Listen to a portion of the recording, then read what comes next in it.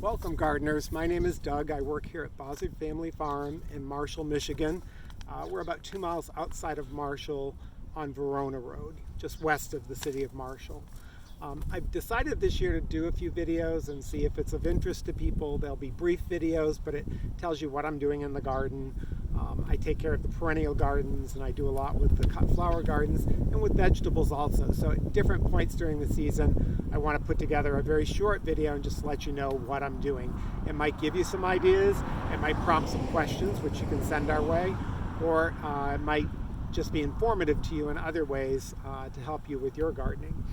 So this is early March in Michigan, and we had a very, very cold February, a lot of snow. The snow's just melted, and you might think you can't do much in your garden, but really you can get in and start getting out some of the winter annual weeds that have germinated.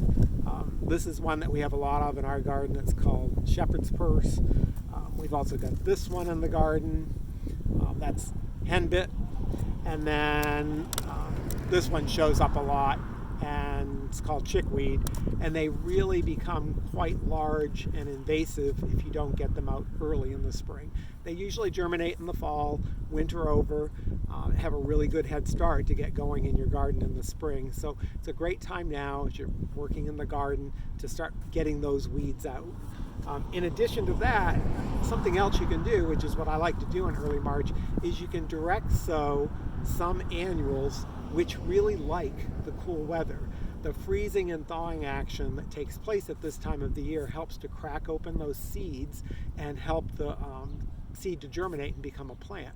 So I've got a package of poppies here. These are what I call bread seed poppies. They're great flowers, work well as cut flowers, but we really like them here at the farm because the seed head, when it dries, is really interesting in fresh arrangements or in dried flower arrangements. And all you have to do, these seeds like the light, is take the seeds and find a spot in your garden where you feel like you can give it some space to grow, clean it up, get the weeds out of there, and you just have to sprinkle the seeds lightly over the ground. You don't have to rake it in or anything. Mother Nature will take care of the rest.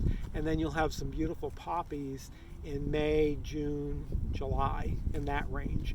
You have to keep track of them and kind of not get too excited about digging in there until you see the plants coming. It takes them a while to sprout. But they, again, really enjoy that or need that freezing and thawing action. Other ones you can do are larkspur. Nigella is another one that works really well. Nigella, otherwise known as love in a mist. We have lots of that just seeds back on its own in the garden. I've got a little larkspur that seeded back from last summer up in the upper part of the garden. So when you get these things going, they do tend to start to self-seed back. Bachelor's buttons is another one. So just some things to think about doing. Again, thinking about doing this maybe once a week or once every so often. Next week I'm going to work on pruning shrubs, and I'll go through some of the shrubs you should prune, some of the shrubs you shouldn't prune, and then I'll also be cutting down some ornamental grasses at that point, because it's something you can do at this point in March.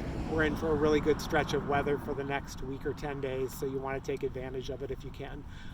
Hope this helps, and I'll see you next time. Bye.